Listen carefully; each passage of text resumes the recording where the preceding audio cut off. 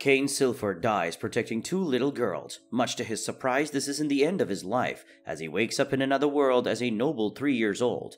Realizing that this is a wondrous place with magic all around, he vows to spend his second chance at life having fun and protecting people. This is a tale of how the boy becomes God's chosen and spends his days in a truly extraordinary manner. A hungry boy wanders around at night, wondering what he should do with no one at home. Suddenly he sees people running out of a nearby store screaming, getting chased by a madman with a knife. Two little girls come running toward the boy. Realizing the situation, he tells them to run, but the poor kid's legs give out. Not knowing what else to do, the boy tackles the unhinged man to the ground, stabbing himself with the knife in the process. As the man runs off at the sight of blood, the little girls run to check up on the boy. Despite knocking on death's door, he just feels relieved that the girls are still safe. Supposedly having died, the boy opens his eyes in a luxurious room, surrounded by a maid, Sylvia, and a doting mother, in the body of a small child. In this world, he is a 3-year-old named Cain von Silford. His father is Graham, a high-ranking noble margrave that has his own army and protects the border against foreign invaders. Cain's mother is Sarah, and his 2 years older sister is Renee.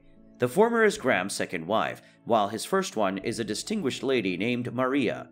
She has 2 children with him, named Djinn and Alec, making Cain the third son. South of the area that Graham oversees, there is a forest of monsters where adventurers prosper. Learning from Sylvia that this world has magic, he makes up his mind to live out a fulfilling life in this world.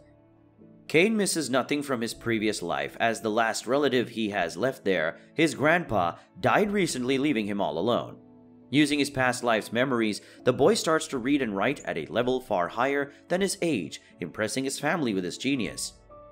Cain asks his father if he can be allowed to read books on practical magic and the kingdom's history. However, he gets told by the family that he must wait till the age of 5 to get baptized, and can read up on the theory of magic till then instead. Though Cain manages to use actual magic soon enough, hiding it from his family. During this time, his sister Renee spots him trying to read up on the kingdom of Esford's 300-year history in secret, and gets taught by her every day. Cain learns how the founder of the kingdom was an adventurer named Yuya, and that there are elves, dwarves, beast folk, other magical beings in the world. Fast forward a couple years, Cain is finally 5 years old, and is itching to get baptized. On the way to doing so, he hears from his family about the protection and magic levels that determine a person's innate talent in this world, bestowed upon by the 7 pillar gods of the kingdoms and ranging from 1 to 5. These levels help in understanding what skills someone can develop too. Afterwards, Cain finally arrives at the Church of Sorts with his family and begins his baptism ceremony. Suddenly, a bright light overcomes the place, and the boy gets transported to the world of the gods. There, the god of death and rebirth, Raimi, informs him that he had Cain not jumped in trying to save the girls in their past. The criminal was going to trip and get restrained by passerby, making his death needless. Credited to his sad fate, he got transported to this world. Cain gets told by the 7 gods that they will meet soon and receives all of their protections. He then returns to the baptism place, and his father asks him to reveal his magic status. Hearing this, the boy starts running and first checks his status alone. His hunch to do this proves correct, as the gods have maxed out all his protections and levels to 10, despite 5 being the maximum. Cain worries what to do, but finds status conceal, and then shows it to his family. Despite this, his immense magic amount, combined with all the gods' protections and items, make his father Graham order everyone to not reveal his son's abilities to anyone outside the household. Later, Cain finds a magic summoning book and decides to test it out to summon something cute. However, he ends up summoning a scary monster instead, getting his sister and a friend, Parma, in the way. Reminiscing about the exact same thing happening in his past life, Cain jumps headfirst at the monster, casting a return magic spell and making the monster disappear, though he falls headfirst and thinks he's going to die. However, Cain survives, making him believe that he can protect people like he couldn't in his previous life. Sometime after this, at his 5th birthday gathering, his father asks him what he wants to be. Standing proudly, Cain announces that he will become an adventurer that protects people's smiles. Cain gets assigned 2 tutors for 3 years to help him achieve his goal of becoming an adventurer. These are 2 adventurers, the sisters Millie and Nina. The boy is excited to learn, but his tutors soon realize that he is a genius and there is not much that can teach him here. Upon Cain's request, they ask his father to let them train him at an intermediate level outside the mansion, as doing so inside would end up destroying everything. The three head outside and the boy begins to unleash higher level magic, shocking the sisters once again by his innate magic amount. Just then, a killer rabbit approaches them, and Cain easily takes care of it using his air bullet. He keeps it in his item box, skill to show his first hunt to Renee and Sarah, and then learns the search skill to find out the remaining monsters in the area. Chasing the beasts, Cain is about to head into the forest of monsters, but gets stopped by the sisters, hoping to one day become a strong enough adventurer to do so.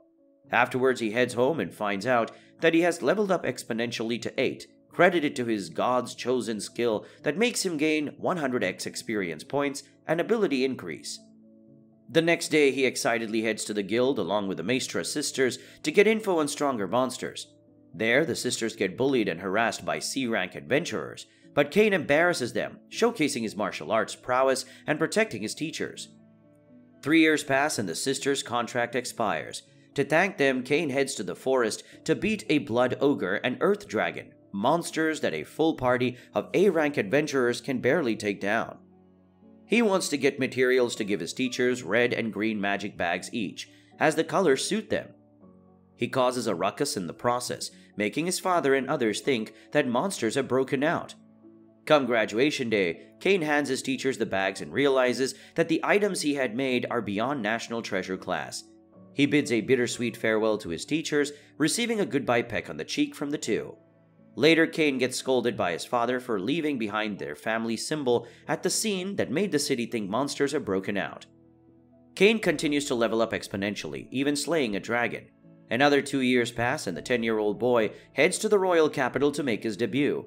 On the way, he spots a battle going on 3 kilometers ahead and using wing magic boost to instantly head there. Using his air magic and fire sword, he takes care of all 50 orcs that were beating down on the carriage of Duke Santana's carriage, using area high heal to help the survivors. Cain also keeps the fallen knights' bodies in his item box to give them a proper burial at his homes. Graham arrives there soon enough and sees 2 girls, Princess Telestia Terra Esfort and Miss Silk von Santana, coming out of the carriage bearing the Duke's mark. Cain and his father introduce themselves, after which the former uses relax magic to help calm the stressed girls. After relaxing, the 2 girls start fawning over Cain and force him to come with them, putting him on a first-name basis and getting way too close. Embarrassed, Cain finally arrives at the town of Renoma and wants to go his own separate way, but the girls won't let him go and use the carriage attack as an excuse to spend the night with him, despite Graham trying to help his son out of it. Nighttime comes and 3 separate beds are set for the 3 kids, though the girls end up joining them all together to sleep anyways. This causes poor Cain to spend the night sleepless due to being anxious. The sleepless nights continued for the next days, but Cain finally arrived at the royal capital. There, the Night Dame thanks Cain for his services, and the latter asks to give them a proper burial. As the boy starts to head out, the former stops him as he is to have an audience with the king. Arriving at the castle, the king rewards the boy for his exploits and makes him a baron, giving him 10 platinum coins and a mansion to top it off. Standing by his decision despite opposition, particularly by a marquis named Corgino, the king then invites Cain to his parlor. At the parlor, the king and Silk's father, Eric, express their gratitude to the boy for saving their daughters. The two also ask for Cain's hand in marriage to both their daughters. Left with no choice, he has to accept, thus becoming engaged to 2 girls at the young age of 10. Cain meets with the 7 gods who inform him that he has become the most powerful of all humans at this point, asking the boy if he would like to become a demigod. After getting warned about knowing his limits despite his strength, Cain gets pressed by the gods to provide the world some entertainment by using information from his past life. Afterwards, he meets with Parma at her uncle Tamanis' Sarakayan company. There, Cain gives Tamanis an idea to make Reversy boards, receiving approval at the interesting yet simple-to-learn game. He then heads out, where an angry Renee greets him for leaving her alone and later pesters him by trying out clothes, wanting her to praise him. Sylvia saves Cain soon, though, informing him that Tamanis is calling for him. Seeing the finished product at the shop, the boy demonstrates the gameplay and asks for separate versions of the board to be made for nobles and common folk. Tamanus then draws up the contract to present to the god of commerce, making the Reversy set disappear to the gods. After this, Cain gets a special board made for the royal household, exciting Tamanus that a humble shop like his is taking up such an opportunity. Later on, the boy arrives at his formal debut ceremony. There, Cain showers Silk and Tellus with praises, and then presents his reverso board to the king. The latter then gets invited to the parlor and gets on his way. During this, he meets with Silk and the two sit alone. Just then, Corgino's son, Habit, and a couple other sons of Viscounts come picking on him for being a lowly baron's son. As Cain refuses to stand down, Habit challenges him to a duel outside. However, they are all bark and no bite, and their magic is nothing but a joke. Tired of the charade, Silk reveals that Cain isn't the baron's son, but a baron himself. Explaining his exploits, the three bullies bow down and apologize to him, and Silk invites Cain on a date. Tellus arrives there, in the time being jealous. She invites him on a date as well. Just then, an angry king comes towering over and scolds Cain about being a two-timing philanderer. Afterwards, the boy demonstrates the game to the king and Eric, as the two chew him out for his intentions with their daughters. Cain sits on a lavish pink velvet couch in a grand castle hall as he receives a set of keys and a map to the mansion. The gesture fills him with gratitude and excitement, evident in his deep blue eyes as he anticipates having his own place. Prime Minister Magna informs him that the king has initially been occupied, but reserved himself for Cain to play a game of Reversy. The king's enthusiasm for the game is so intense that he had to physically restrain him when he heard of Cain's arrival. He feels content and relieved knowing he could go home earlier. However, his attention is diverted when he heard someone call his name from outside the hall. To his surprise, it is none other than Duke Eric. Upon reaching Cain just in time, the Duke appears relieved and expresses his desire to challenge him to a game of Reversy. Despite hiding his inner exasperation, Cain agrees to play, feeling he has no other choice.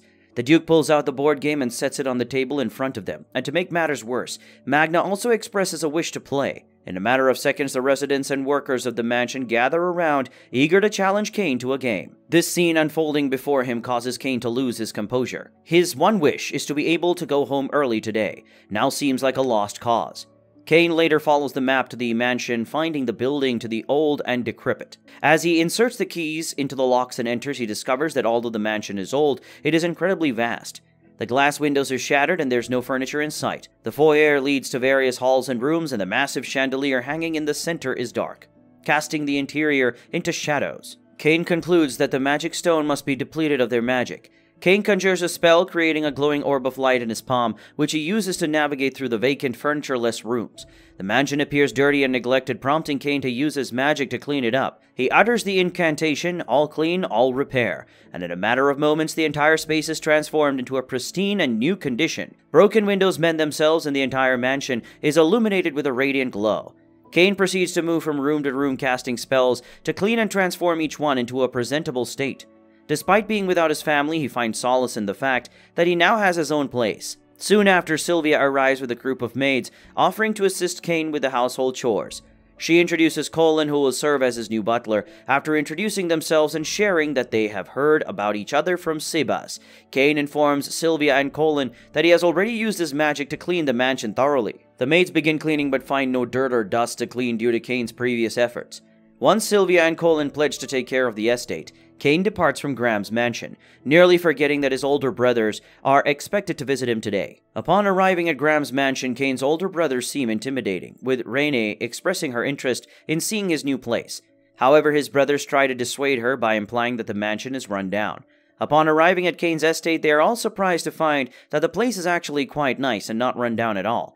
Cain's father notes that although he has transformed the mansion into a beautiful home using magic, it still lacks art. He suggests adding artwork such as paintings or mounted monsters to make it more appealing to the nobles. Cain enthusiastically reveals that he has already put up a mounted monster as a piece of decoration. As they continue their conversation, they are suddenly interrupted by a loud scream coming from downstairs.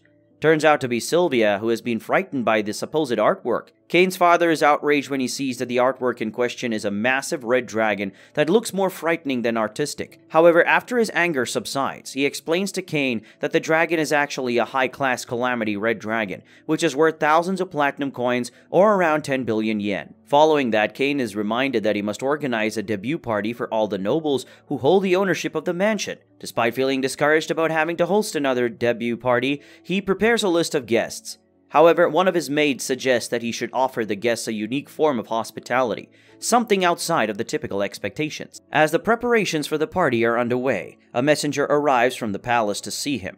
Upon the arrival of the messenger from the palace, Kane is surprised to find out that it is the king himself who expresses his displeasure at not being invited to the debut party. Eric explains to the king that only high-ranking nobles are allowed to invite the monarch to such events. However, the king argues that, in their case, the norm should be overlooked since Celestia, the princess, is engaged to Kane. Kane seizes the opportunity and presents the king with an invitation, and the king accepts eagerly before leaving. The party at Kane's mansion commences and numerous royal nobles, counts, and countesses make their way to the event. The guests appear to be very impressed with the hospitality provided by Kane. They consider the wine glasses to be the epitome of royalty, and the steak and fizzy wine earn appreciation from all. The king too seems to be pleased with everything and praises Kane's efforts by instructing him to install the latest toilets with water jets in the mansion. Towards the end of the party, Marquis Corgina arrives with his usual demeaning attitude, mocking everything he sees.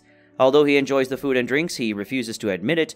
When Kane offers him the porcelain glassware as a gift, he demands 100 of them. Unexpectedly, the king appears, and Marquis Corgione falls to his knees in reverence.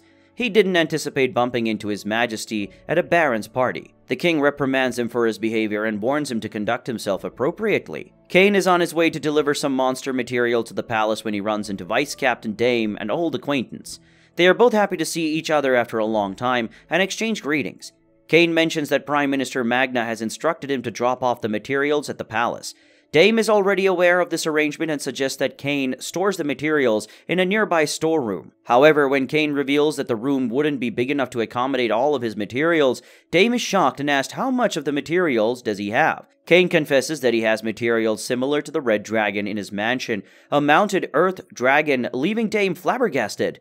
He warns Kane that even a whole party of A-rank adventurers could barely take down such a calamity of a dragon, and advises him to leave it at an empty plane for transfer later. Using his magic, Kane brings all of the dragons, which amounts to quite a lot of a 10-year-old boy. Dame inquires if Kane is a hero or a follower of a deity, but Kane feels embarrassed, but also gives a reaction and admits that he is just Margrave Graham's son. Not wanting to pry too much, Dame informs Kane that he will take him some time to appraise all the dragons. As Kane prepares to leave, Dame stops him and urges him to join him to show off his abilities to the captain. Although intimidated by Dame's imposing nature, Kane agrees to accompany him. Dame introduces him to the trainee knights as a warrior who defeated 30 orcs and saved the princess. The large number of knights present makes Kane feel nervous. Dame challenges him to a mock battle, which one of the knights objects to, citing Kane's young age. Dame responds sarcastically, telling the knight to go first if he's so concerned. Kane defeats the knight with a single strike, much to everyone's surprise. Next, Dame challenges him to fight 30 knights simultaneously, impressed by his skills. Just then, a young woman in a knight's uniform leaps down from a nearby building, causing concern for Kane as he is surrounded by so many knights. However, she quickly comes to his defense, admonishing the other knights for pointing their swords at such a young child. She embraces him to reassure him and notices that she has pointy ears, leading him to believe that she may be an elf. Assuming that he may have wandered into this place, she comforts him, telling him not to be afraid of the intimidating people around him. Dame steps forward to explain the situation to her, revealing that Kane is actually a baron. Initially skeptical, she challenges him to a duel, which Kane agrees to. To his surprise, he proves to be a formidable opponent, and ultimately emerges victorious. The woman, who introduces herself as Tijuana von Liebert, the captain of the Royal Chivalric Order of the Esfort and the daughter of Duke Liebert, becomes overwhelmed and declares that she has decided to marry him. Kane reminds Tijuana that such a decision cannot be made unilaterally, and she agrees to seek permission from her father. She then instructs Dame to arrange a meeting with the king, where Tijuana expresses her desire to marry Kane, leaving the king astonished. In response, Kane explains how their meeting led to this proposition. The king informs Kane that Tijuana comes from a territory called Liebert, which is predominantly inhabited by elves. The first Esfort ruler promised that their territory would be governed under the Esfort rule with no discrimination between humans and elves. The king reveals that Tijuana is, in fact, a princess. The king informs Tijuana that he is already engaged, but if she obtains her father's permission, then they can consider the matter. Later on, the king, Graham, and other courtiers discuss Cain's exceptional abilities at such a young age. They decide to test him by presenting a book containing magic text written by the first emperor of Esfort. The next day, Cain is called to read the book, and he is overjoyed to be able to read the royal magical text. However, as he begins to read, all the nobles present become shocked because the text is written in Japanese, a language different from theirs. Cain realizes that the first emperor was also Japanese, and there is a high chance that he was reincarnated just like him. He reveals his true identity and memories from his previous life to his father, the king, and the nobles present, including his encounter with the gods when he was baptized at the age of 5. He shows them his status, and they believe him instantly. Although he apologizes for not being truthful earlier, Cain expresses his contentment and happiness with his current life, and asks them to treat him the same way they did before. The nobility agree to keep his true identity confidential and not disclose it to anyone, including their own families. Subsequently, Tijuana appears with the permission from her father and takes Cain with him to another date, another duel. While going through Yuya's book, Cain learns that he was transported from here, Japan, in his original body when he died back home. Before he can get any further into reading through, his fiancée Telis and Silk show up. While speaking to him, the girls ask to go on a date today or the next day, but Cain only says that he has something important to do tomorrow. Not wanting to have a prolonged confrontation, Cain flees from his frustrated brides-to-be. Outside the library, Cain has to deal with yet another of his future wives, the knight captain Tijuana, who wishes to spar with him tomorrow. Once again, Cain simply claims to have something important going on tomorrow and runs from the scene. The next day, we can find Cain standing outside the Adventurers Guild, fully decked out in his combat attire. You see, today is the young man's 12th birthday, which means he can finally take the first step towards his dream of being a great adventurer. He can finally register as one today. After stepping inside, he gets registered by the receptionist, Rechia, as a rookie G-rank adventurer. Immediately after, he has the bad luck to come across a trio of thugs trying to harass Rechia. Naturally, Cain decides to humiliate them by goading them into attacking and dodging all their hits with ease. Before he can be forced to fight back, though, another adventurer named Claude steps in. Thanks to his reputation and strength as an A rank, the thugs are scared away, and the two noble adventurers decide to share a drink. While speaking to the adventurer, Cain learns that the highest adventurer rank, and the one King Yuya has, is SSS rank with a black guild card as opposed to his gold or Cain's brown card. Not long afterwards, Claude's wife Lena shows up and drags him off to finish the latest quest they've accepted. Meanwhile, Cain decides to accept a Goblin Slaying quest and heads out, though he's joined by Tijuana on his way there. After asking for a spar, she's excited to learn of his first official adventure and heads off with him, shrieking her duties as a captain. At the sight of the request, several goblins are laid waste to by Tijuana under a boost spell from Cain. Afterwards, Cain has to slay dozens of green lizards that reside in the area as well. After returning to the guild, Cain finds the current acting guildmaster to be quite skeptical of his achievements. The older man refuses to believe that a child like Cain could have defeated green lizard monsters that even A ranks have trouble with. He goes so far as to call the young man by some rather insulting names, though he's stopped in his tracks when the actual guildmaster Eden arrives. Luckily, Eden is far more level-headed than his second-in-command Cedric. After speaking to Cain properly and confirming his identity, he leaves Cedric groveling for forgiveness when he realizes just who he was insulting. Baron Cain, the hero who saved the princess from the orcs, and is even the fiancé of Knight Captain Tijuana, who coincidentally is the little sister of Eden.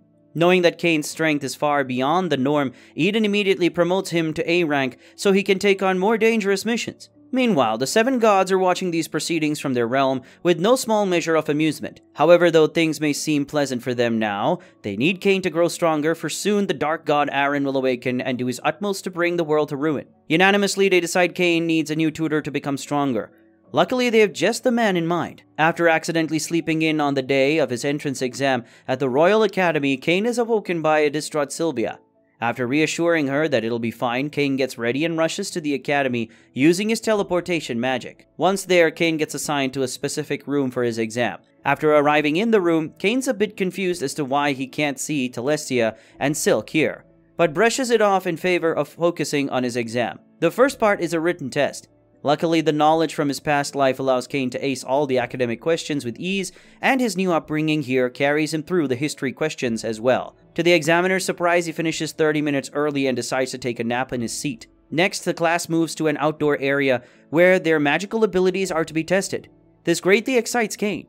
Once outside, the examiner tells the children that they are to fire their strongest offensive spell at the targets that have been set up. They'll be graded based on the power and quality of their spell. Focusing on the first part of her statement, Cain asks the examiner if they can really let loose and go all out here. To his joy, she confirms, and says that a barrier is in place to hold in all forms of magic from doing too much damage. And it does in the case of the normal students who are frankly kind of weak. However, when it comes to Cain's turn, the young man absolutely demolishes the target. The wall behind the target, the forest behind the wall, and a large expanse of land behind it. All that despite using his most basic spell in an attempt to hold back. The physical exam is much of the same, as a bout between the examiner and Cain reveals him to be far beyond even most of the other examiners. Coincidentally, the examiner sparring him is none other than Claude, the adventurer who helped him out the other day. With all the exams completed, Cain heads home for the day. Later, Cain is summoned to speak with the king, Rex, and Prime Minister Magna. Together, the three give him a thorough dressing down for not only causing extensive property damage,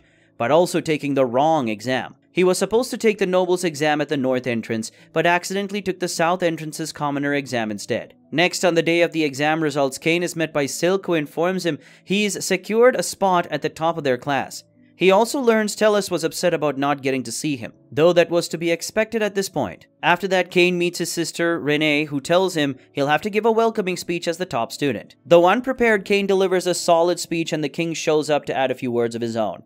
To those in the know, his words are almost entirely just a warning for Cain to stop causing trouble. Later, while attending Homeroom with Tellus and Silk, Cain decides to choose adventuring, magic, and magical items as his fields of study.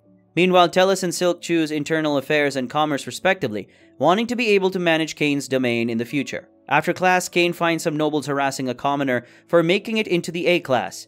Naturally, he goes to break up the scene, and along with Tellus and Silk's presence, he scares the bullies away. The commoner he just helped out turned to be Parma, an old friend, though this doesn't sit too well with his fiancées. While the two strike up a conversation with Parma, Cain hears a voice speaking directly into his mind. His curiosity fully piqued, Cain decides to follow its directions and go to the library so he can meet the owner of the voice. Once he enters the library, Cain is instantly teleported into a kitchen within a simple house. Here, a man of clearly Japanese descent asks him if he'd like sugar with his coffee. There's just a couple of things wrong with that.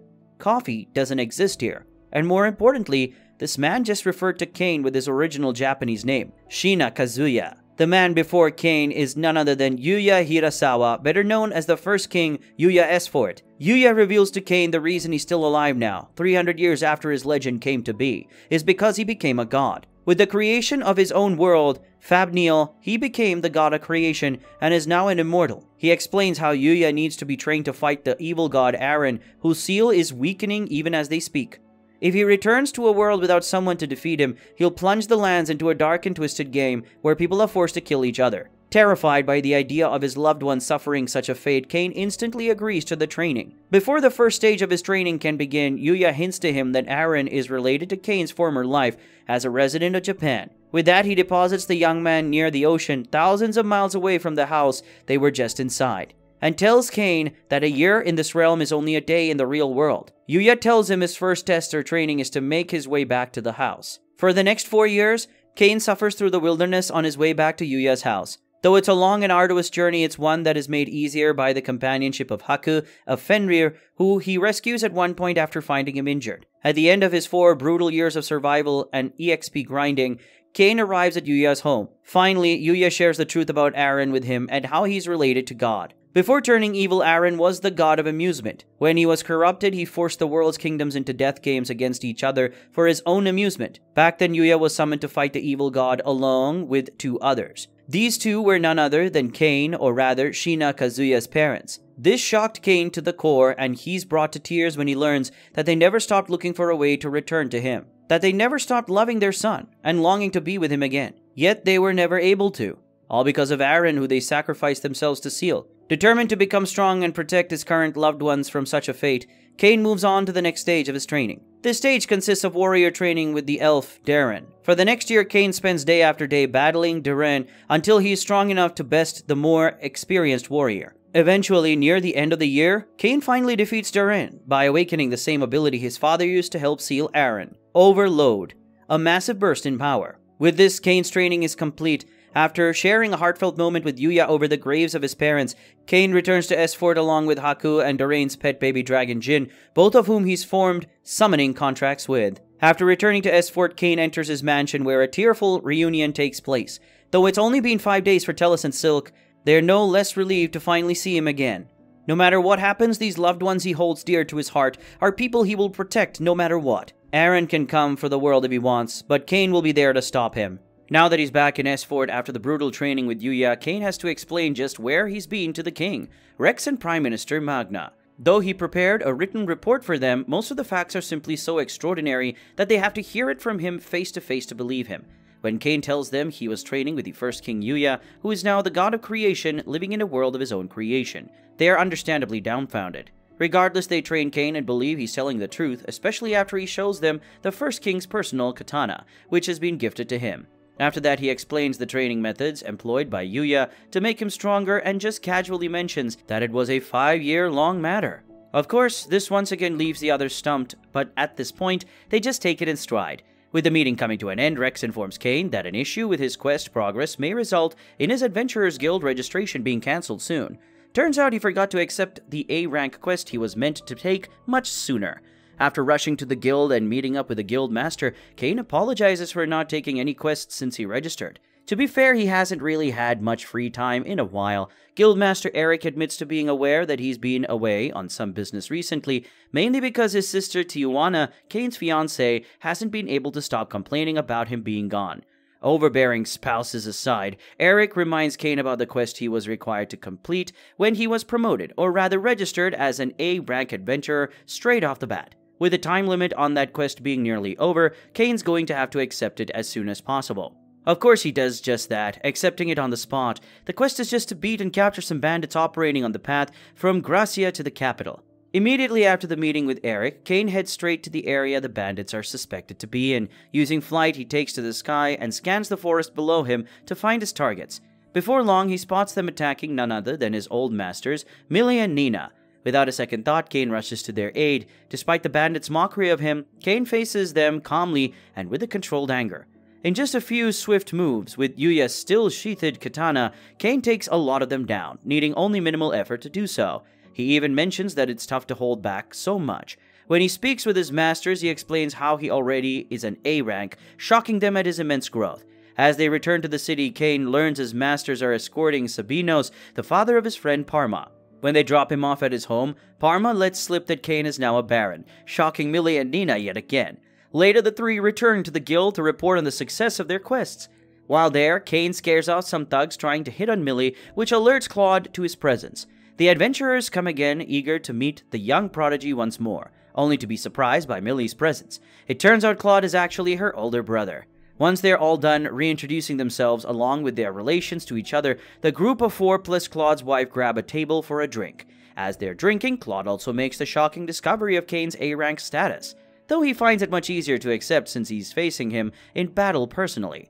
It's definitely much more surprising for him when he learns the kid's a baron now, though. The two masters also show off the magic bags he made for them, prompting Lena to request one of her own, a request he's happy to oblige.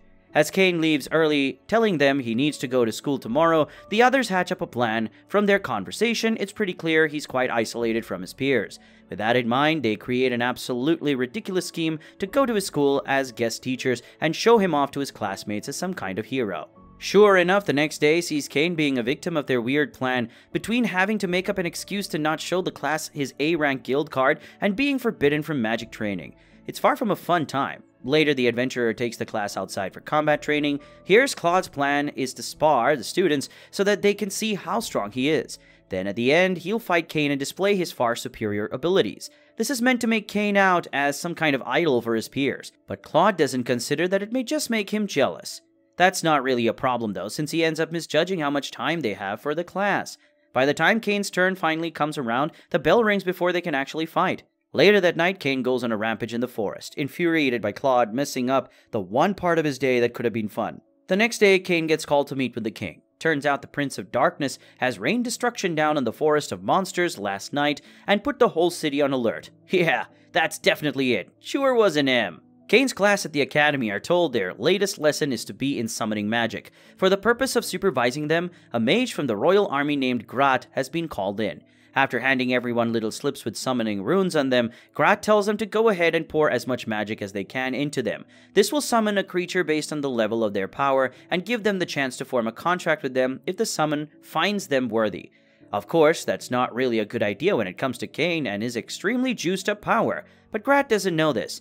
When Kane's turn arrives and he pumps the maximum amount of magic into it, he ends up summoning a demon, and not just any demon either, but the Crown Prince of Darkness himself. Thinking fast, Cain casts Flash, a spell that leaves everyone else present stunned and locked so they don't see this. The Prince of Darkness Seth seems hostile at first.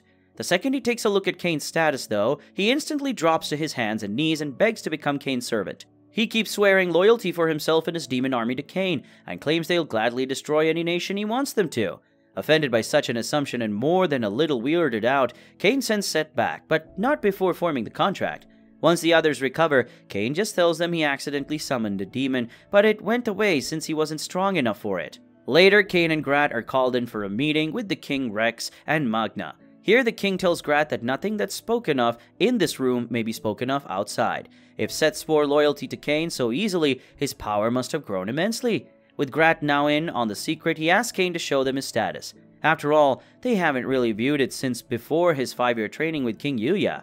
What they see is far more than they were prepared for though. Not only are Cain's stats now displayed only as immeasurable, but his own status has changed to demigod. More than a little intimidated but aware of his good nature, the king tells Cain that he must be promoted to a viscount. With this, he'll be given a whole territory to manage. If he can show himself to be successful at the task, the king will publicly announce his engagement to Celestia and Silk. Later at his mansion, Cain receives a summon from his older brother, Jin, back to their hometown. There he learns that monsters in the Forest of Monsters have been growing in both number and aggression a lot recently. Based on past occurrences, all signs are pointing to an onslaught happening.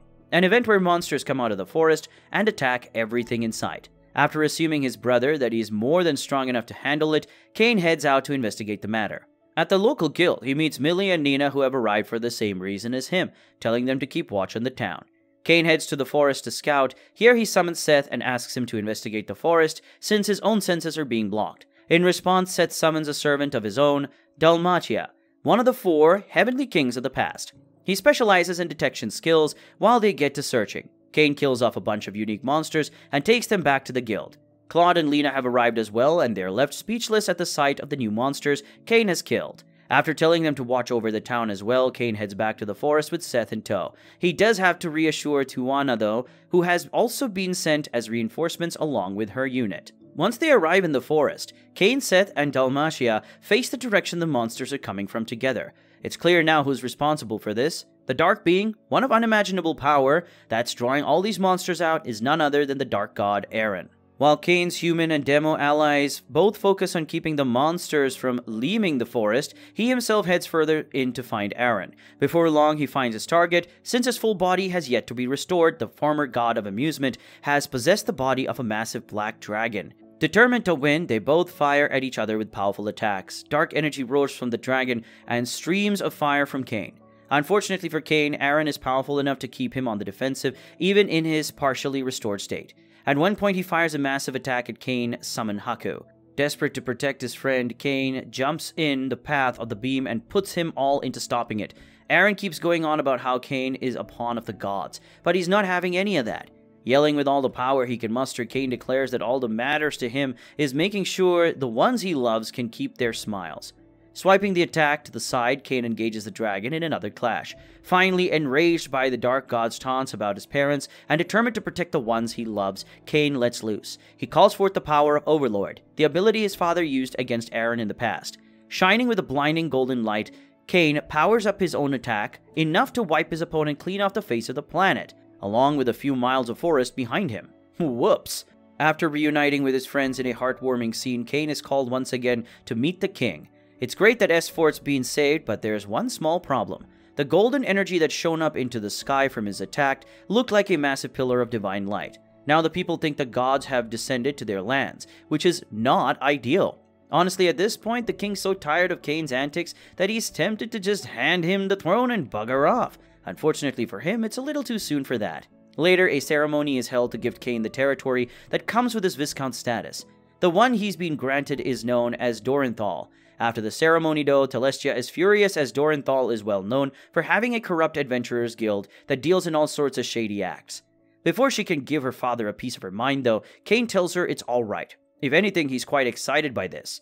Sure enough, not even a few days later, the king receives news of Cain's exploits from a messenger. It turns out he's caused extensive property damage, beaten up most of the guild, gotten arrested, made an enemy of the church, ambushed a group of extra-corrupt adventurers, and raised a castle with his magic that's even greater than the king's own. And they don't even know about how he and his fiancées have met Set's wife and agreed with her on punishing the Prince of Darkness for being a womanizer. Though it may seem absolutely crazy to most, it's just another day in the life for the reincarnated hero known as Cain von Silford. The end, for now. Thanks for watching. If you like this recap, please consider to like and subscribe to the channel, and ring the notification bell to be notified of any new recaps. And while you're at it, check out this new anime recap appearing on the screen.